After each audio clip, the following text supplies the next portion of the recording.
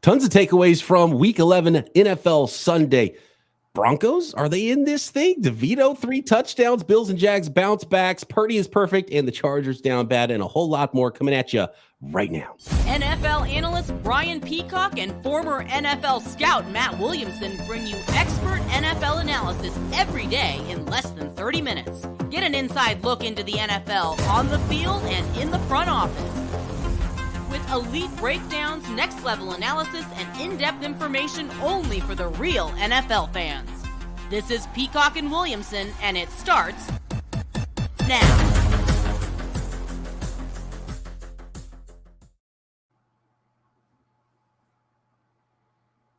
Welcome to the Peacock and Williamson NFL Show. Brian Peacock alongside Matt Williamson at BD Peacock at Williamson NFL. Thanks everybody for making us your first listen right here on the Locked On Podcast Network, your team every day. We love all the everydayers out there. Make sure you are subscribed on YouTube and everywhere you get your podcast. Today's episode of Peacock and Williamson is brought to you by LinkedIn Jobs. LinkedIn Jobs helps you find the qualified candidates you want to talk to faster. Post your job for free at linkedin.com/LockedOnNFL. That's linkedin.com/LockedOnNFL to post your job for free. Terms and conditions apply. Let's start, Matt, in Los Angeles. A couple teams down there. All right. In LA. But Chargers, and this game was not played in Los Angeles. This game was played in Green Bay. That can be a tough place to play at times. And rarely, Matt, is there a game where receivers are complaining that the sun is in their eyes playing in Green Bay, Wisconsin. One of the drops, at least for Keenan Allen in the end zone, and he still had a good game in this one, Keenan Allen did, but a couple of key drops. One, hit him right in the chest, a touchdown pass from Justin Herbert, and it just seemed like at every turn, the Chargers are railroading themselves, not only in this game against the Packers that they lost 23-20, but really every game this season, or at least in their 6 losses, the Chargers fall to 4-6, Matt. The Packers improved to 4-6 now. But Justin Herbert, I don't know what else the guy can do. He's being let down. You're not going to get rid of Keenan Allen and Austin Eckler, who fumbles inside the 10-yard line. But through no fault of Justin Herbert's, the Chargers now are 4-6. They're the 14th seed in the AFC and last in the West right now, Matt. Yeah, one of my least favorite narratives around the league is Herbert's a choker. He can't win the big one. He falls apart when it matters most. No, he doesn't. He's great. He's not the problem at all. 30 teams in the league, 28 teams in the league would do somersaults to get this guy. He's phenomenal. I thought this was a very equally played game. And if I'm the Packers, I'm more and more encouraged. I want to have some quarterback talk tomorrow, but I think Love has put 2 good games in a row together and moving the team together, and the young guys on this offense are starting to come around, and it's not all Aaron Jones who got hurt. You got 14 rushing yards out of him. Like when I previewed, Steelers Packers 2 weeks ago, I'm like, man, everything should go through Aaron Jones. Well, they don't need that anymore. They're starting to do a lot better. And you can look at the flip and say both these defenses leave a lot to be desired. Bosa got hurt early in this game, and there's a lot of high quality brand name dudes on the defensive sides of the ball that aren't great, but there wasn't a barn burner of points scored here. And of course, everyone's going to talk about Staley's future with the Chargers, which I totally get. Right. And as we do here on Monday mornings, and double check right before we go live with our podcast, just to make sure. And that was one of the things, did Brandon Staley get fired? And so I go to Twitter, and what is trending? #fire Staley. So that's what's happening right now. Justin Herbert's your leading rusher as well in that game. There's a lot bad. It's hard to blame one person, but at this point, it feels difficult for Brandon Staley to get out of this season with a job. And, even his post-game pressers, he's feeling the heat. And so we'll check in on that again in another 24 hours. And I want to talk a lot about, the coaches and in the flip side, some coaches that not only aren't going to be fired, but Coach of the Year candidates as well. So there's some really good stories around the league. You mentioned Jordan Love. He's kind of been that guy that, flamethrower. He's the kid that comes out of college or high school and gets drafted in Major League Baseball and only has a fastball, is trying to find his changeup, so you do see some touch that's being developed by Jordan Love. Is he the guy? Has he shown enough this year for the Packers? I don't know, but it was promising in this one. 322 yards passing and a couple touchdowns in that comeback win for the Green Bay Packers on Sunday. Moving along to what's next on the docket. There's a lot of different directions we can go.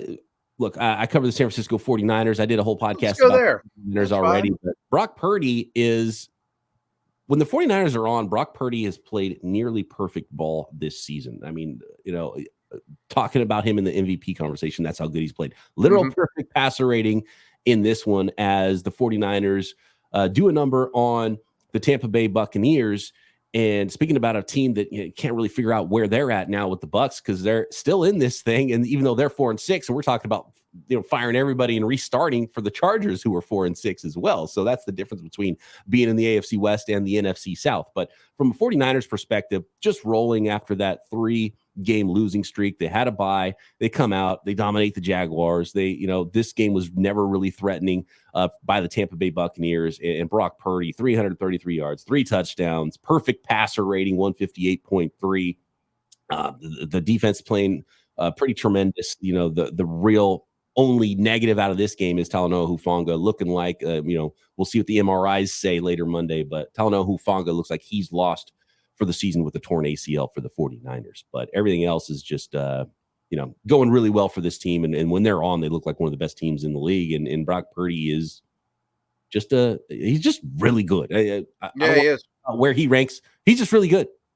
I'm a believer, and boy, I was very skeptical about him, to be honest with you. I mean, I didn't hide that on here. Real quick on the Bucs, they feel like they're spinning their wheels, but we kind of expected this season to be one of those, rebuild, take a step back, and that's exactly what they look like. I'm with you on Purdy. The two things I want to throw out, though, and this is very subject to change considering the two teams playing tonight. But right this second, before kickoff on Monday, I think your Niners are the best team in the league. And I think the only defense I would put ahead of them is the Browns, who my Steelers just played, and they are awesome on the defensive side of the ball. So I think they're a top 2 defense, maybe a top 3 or 4 offense. And I just wanted to throw out Brandon Ayuk. I mean, he's a top 10 receiver. Is he? I mean, is he like in the A.J. Brown class of wide receivers right now? I kind of think he is. This might be a little bit too long of a conversation. And maybe tomorrow we'll talk about it. And Brandon Ayuk is really good. He's, at the top of the league in separation metrics. And, he's not the number 1 target for the 49ers, but he's kind of the number 1 receiver because he's the most, and I don't have a good term for it. I just call him the most receiver-y receiver on the 49ers because he's different. And, but teams don't focus on him because they can't. So it does make his job a little bit easier. It's almost like the Purdy debate. It's like, well, he's really good, but there's so much else. It's just there's just a combination of so much good happening on offense that it's hard to put it all in one and figure out exactly in isolation how good these players would be elsewhere. He's going to make a lot of money. He's a really good player. The 49ers keep having guys have career years right before they get paid. And so now they've got another one in IU because they had, last year was Bosa's defensive player of the year. The year before that, Debo goes off and is doing the wide back stuff, and he was phenomenal in 2021. So they've got to figure out. They got some expensive guys, and they've got to figure that out. So does he end up being the number 1 somewhere else instead of playing sort of a second fiddle to everyone in the 49ers offense? That's it's going to be an interesting one, and I'll be fascinated to see what that looks like if he is isolated and it's a team pays him $25 million a year and expects him to be a true wide receiver 1. So he might do that. He might be that guy. I think he is. It's hard to know if he is or not, just because of it does make his life easier being in this offense. Good point. Next, Matt, we got to talk Denver Broncos. They're back to 500 right now. Some winning ways. And I mean, we got to go to New York and talk about DeVito and then the team they played in Washington as well. So much more to get to from our takeaways from Week 11 NFL Sunday next. Today's episode of Peacock and Williamson is brought to you by LinkedIn Jobs. These days, every new potential hire can feel like a high-stakes wager for your small business. You want to be 100% certain that you have access to the best qualified candidates available. That's why you have to check out LinkedIn Jobs. LinkedIn Jobs helps you find the right people for your team faster and for free, which is always nice. Look, everyone's already on LinkedIn. So why not go there when you're hiring to find the best candidates? Because all you do is you add your job to the purple hashtag hiring frame to your LinkedIn profile for your business, and it spreads the word that you're hiring. And then utilize simple tools like screening questions to make it easy to focus on candidates with just the right skills and experience. Then you quickly prioritize who you want to interview and hire. It's why small businesses rate LinkedIn Jobs number 1 in delivering those candidates. LinkedIn Jobs helps you find the qualified candidates you want to talk to faster. Post your job for free at linkedin.com/LockedOnNFL. That's linkedin.com/LockedOnNFL to post your job for free. Terms and conditions apply.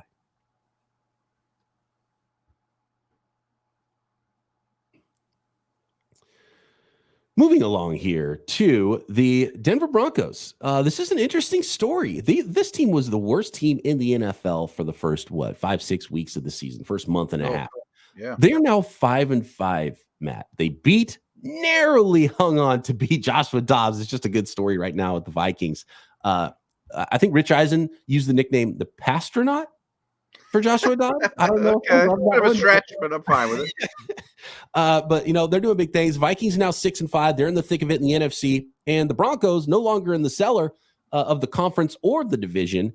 5-5 Denver Broncos winning 21-20. Are the Broncos suddenly in this thing, Matt?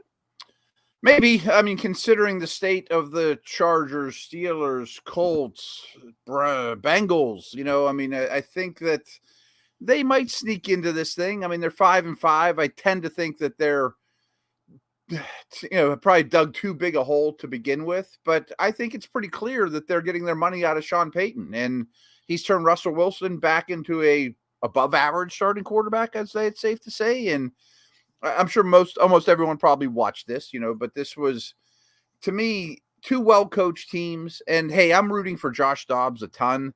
But you can't fumble 3 times. I mean, this guy's been a fumbler every step because no one likes to talk about that, but he is, and he threw a pick, and 3-0 in the turnover differential isn't going to cut it here. And Denver's formula has been a lot of Javonte Williams, run the ball. They only ran for 46 yards. It wasn't a dominant offensive performance. Right. And so when you go from Kirk Cousins to Joshua Dobbs, then your margin for error is much slimmer, and turnovers are going to be a killer. And so, in the end, it's a fun story for Dobbs, and, definitely rooting for the guy. But it's, in the end, it's going to probably go the way we thought when Kirk Cousins went down for the Vikings. But they're still in it, 6-5, and the NFC is a place where you can make the playoffs and be competitive there. So we'll see how that goes. But the Broncos are the more interesting story because I left them for dead. They were we did a power ranking for who's going to get the NFL, who's going to earn the top pick in the NFL draft, and we both had the Broncos at 32. Like they were that team.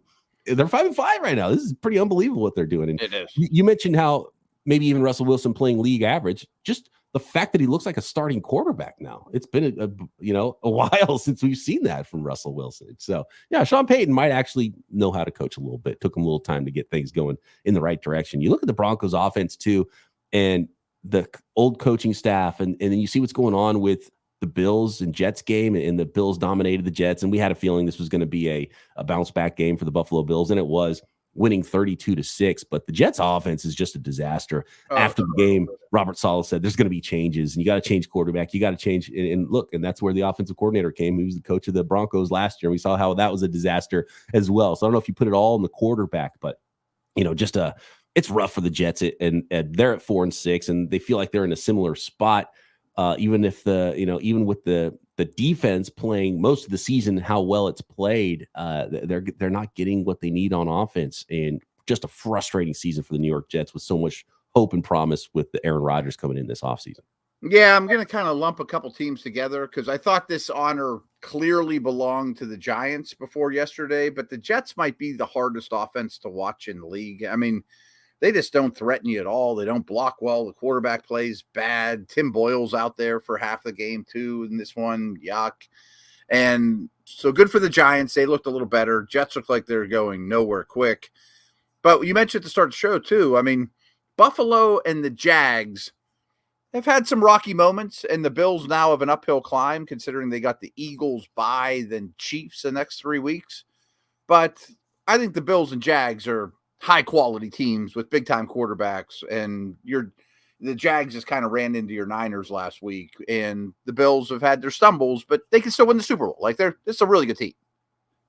The Jets would kill for Tommy DeVito's 246 yards passing and 3 touchdowns for the Giants this week. The Giants beat the Washington Commanders. You talked about how bad that offense looked. I mean, the Jets would kill for some of that production. 31-19 win for the Giants against Washington. Sam Howell did not have his best game after we've been heaping some praise on him. 3 interceptions. in this one. Is this a coaching thing with DeVito and the Giants? Is that the big difference we're seeing on the offensive side of the ball? Or, is DeVito potentially even for real? At least for like a long-term backup style of player, because there was a time a couple weeks ago when he had negative passing yards and now he's throwing 3 touchdowns in a winning effort for the New York Giants just a couple weeks later.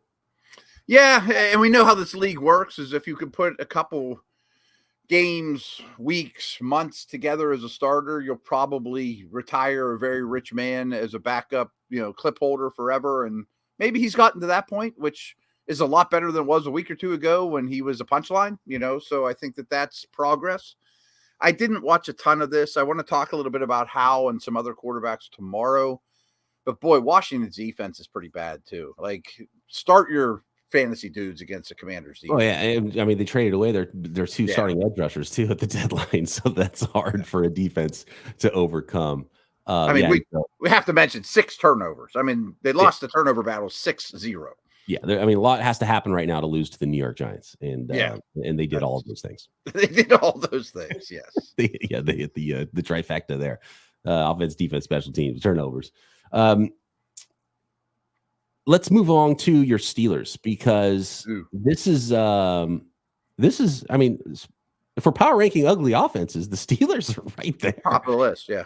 It's pretty unbelievable. And, they played a really good defense in the Browns, and, Dorian Thompson-Robinson in the Browns offense didn't do a lot in this game, but it was enough. 13-10 was the final. The Browns now 7-3, Steelers 6-4. You watched this game more intently than I did, Matt. This is the team you cover, and the Steelers. Where are we at with both of these teams right now in the Browns and Steelers? To be honest, I know Steeler fans don't want to hear this, but this is exactly what we previewed this game to be. I mean, it was a ridiculous low over-under. Yeah. I picked the Steelers to win 16-13 on my Steeler outlets. It basically was similar to that, a lot of field goals. Both offenses basically had the exact same formula as run the ball, don't turn the ball over, a lot of short, quick throws, punt if you have to, who cares, trust your defense. I mean, it was 1950s type football, but the Browns offense was certainly more creative. They threw a million different personnel groupings and end arounds and reverses and nothing to lose and anything they can do to manufacture offense. So they got up with the lead, and Steelers protection was horrific.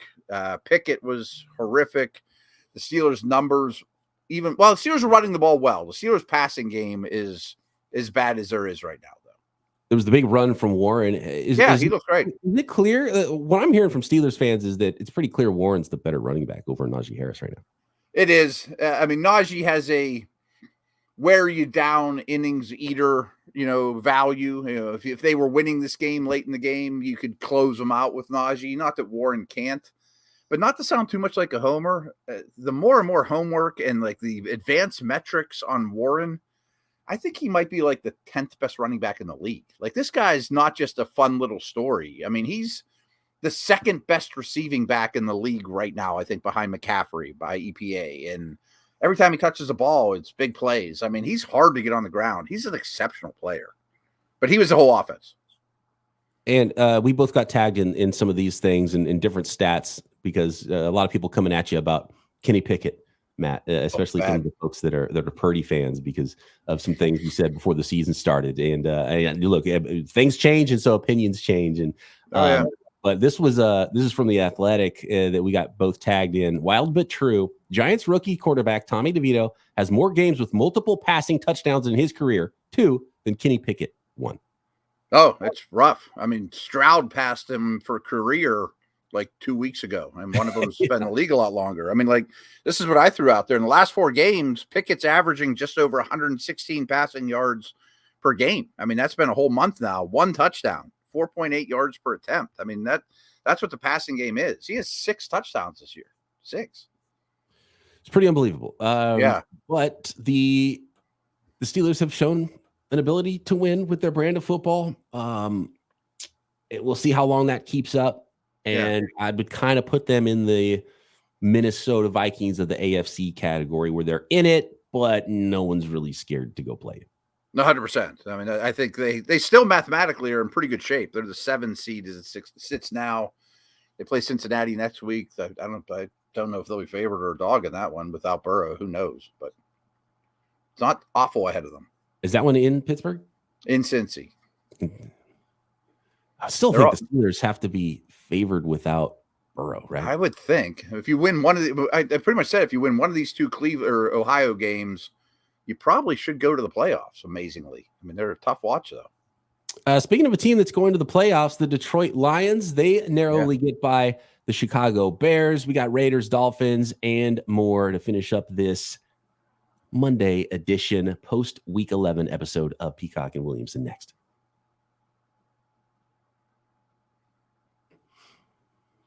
Today's episode is brought to you by DoorDash. When the 2-minute warning hits, that might be your signal to go get DoorDash and order in.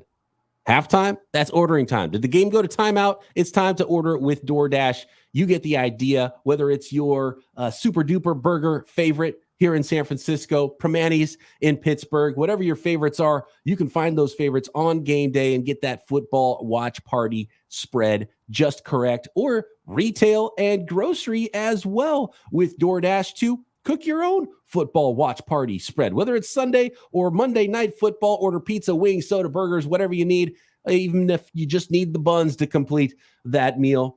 DoorDash has it for you, and an offer for our listeners. Get up to 50% off a $10 value when you spend $15 or more on your first order when you download the DoorDash app and enter code LOCKED23. Subject to change, terms apply. Don't forget, use code LOCKED23 for 50% off up to $10 value on your first order when you download the DoorDash app and spend $15 or more. Subject to change, terms apply.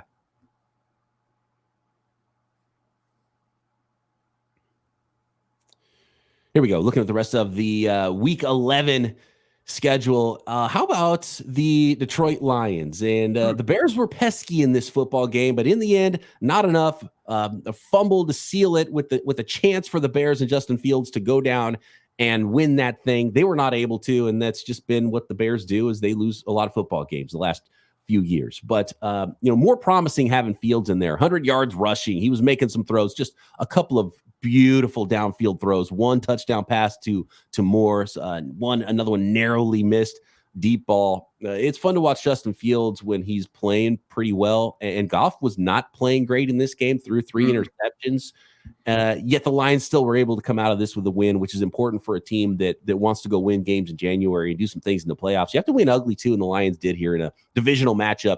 8-2 now are the Detroit Lions, 31-26 over the 3-6 Bears. Yeah, you can't take away positives from both teams all that often, but I am here, and I want to talk Fields more tomorrow. They got back to running the ball well. He did make some throws, highly competitive against a superior team that, like you said, didn't bring their A game. They had 4 turnovers, still won a division game. You'll take it, and the Lions are in good shape. I mean, they're not thrilled with how they played, but they're thrilled with the result. And, the Bears, I want to talk a little bit more about tomorrow, Fields' future, things like that too. So, yeah, I think both these teams are in not a bad place. The Miami Dolphins handled the Raiders at home 2013. Not a huge amount of takeaways in this one for me. Yeah. Just that, Antonio Pierce has his Raiders playing well. And if I'm reading the tea leaves, I really do think he's going to keep that job in Oakland as the head coach, even though the Raiders are now 5-6. But, 2-1 since he's taken over? They're playing different. They're in games, and they look like a professional football team now.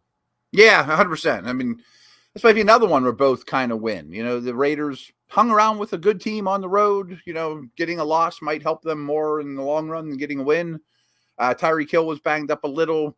My man Devon Chan didn't last long, got me 1 fantasy point and was out again. That's a little concerning. But I almost went crazy trying to trade for him too. Before the deadline, right before that game, knowing he's coming back, and kind of glad I didn't. Dolphins D, though, is something that's perked up my interest. I think this defense is coming along very well. Jalen Phillips, Jalen Ramsey, they're all right on that side of the ball. Kind of reminds me of Sean Payton figuring out the Broncos. I think Fangio. Yeah. Fangio's figured out his defense too with his new team. Dallas Cowboys did what we expected to the Panthers. We both took the Cowboys laying whatever it was, 12.5, 10.5, 11 points, 33-10. Any takeaways from this one, Matt, within a game where Dak Prescott only threw for 189 yards?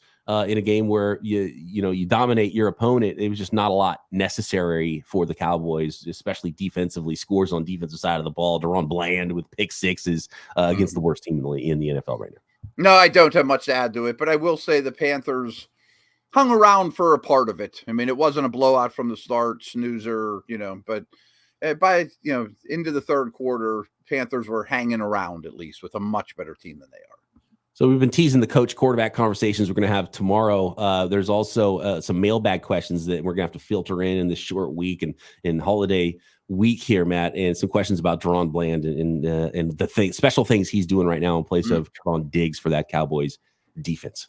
Man, Houston Texans 6-4. This is beyond the questions we've asked about some other teams. Are they in it? The Texans are in it with a rookie quarterback, a rebuilding team that is here, Matt. And look, this was the Arizona Cardinals as the opponent, but I'm just super impressed with the Houston Texans are doing right now. Yeah. They should not surprise us that they're playing good football anymore. That's what they are. That's what this new Texans team is. 21-16 win over the Arizona Cardinals. Yeah, I mean, I think they. Sort of like the Lions conversation. I'm not saying they're as far along as an organization as the Lions, but Stroud throws some picks for the first time, really, and they overcome it and, don't play their best on offense or as clean as they could have and still get a big win against a team they should beat. I think there's an art to that. They just lost to the Panthers a couple weeks ago. But the big picture, they kind of chill out and go, Burrow's hurt. Chargers are out of this thing. Steelers are starting to lose. Can the Bills get back in? We might be a playoff team. And the Texans traded their own first round pick, man. And that was and look, I will take a huge L saying, man, I don't know. Is Stroud that guy? Will Anderson, loved Will Anderson coming out of the draft, but it's like, man, you traded your own pick that could have been top 5. It's not a top 5 pick, Matt. Like they got it right at quarterback. And if you got it right at quarterback, you are gravy. And that pick might not be far off from the Cleveland Browns pick that they own. And with the quarterback play they're getting, the Browns might end up with the worst pick potentially than the Texans in the 2024 draft. So unbelievable. Props to everybody involved with what's going on with the Texans this year. It's a great story. Yeah, I would be torn. Who do you think's got better chance to go to the AFC playoffs, the Texans or the Browns? I might take the Texans. The Browns only have a 1-game lead right now. Yeah, right. Last one we haven't mentioned here, the Rams hold on to beat the Seattle Seahawks 17-16. 4-6 Rams now, 6-4 Seahawks. The biggest story from this one was Geno Smith got his arm hit and left the game. It looked like potential elbow injury. Drew Lock came in, looked bad for the Seahawks. Geno Smith was able to come back into the game, which is huge, especially with the short turnaround against the Niners for first place in the West there for the Seattle Seahawks coming up on Thursday. And Geno Smith was able to finish the game. It looked like they were protecting him a little bit with the way they were running that last drive down the field. They couldn't get closer for a field goal. It was a 55-yard field goal attempt by Myers that was not good in the end. So the Seahawks comeback did not come to fruition. So it was the Los Angeles Rams that defeated the Seahawks. But now you got to monitor that arm for Geno Smith because that's a bad situation for the Seahawks if he's going to be not only out but in, but not himself. Yeah, and Kenneth Walker didn't finish the game, and Cooper Kupp didn't finish the game, and offense was kind of hard to come by in this one. It was a bit of a battle back and forth, pretty even from the start from what I was seeing. And the Rams came in pretty strong. I mean, at the end, they finished this thing, and good for them. They won the game, but it did come down to a kick at the end and a long one. That is week 11. We've got a great Monday nighter coming as well. So we'll cover that one tomorrow. Eagles and Chiefs. We'll talk not only coaches that could be fired, maybe some plans for some future head coaches in the NFL, coach of the year candidates, what's going on with some of the top quarterbacks in the league, and maybe filter in a couple of mailbag questions as well. Thanks everybody for making us your first listen. Matt and I back tomorrow right here. Peacock and Williamson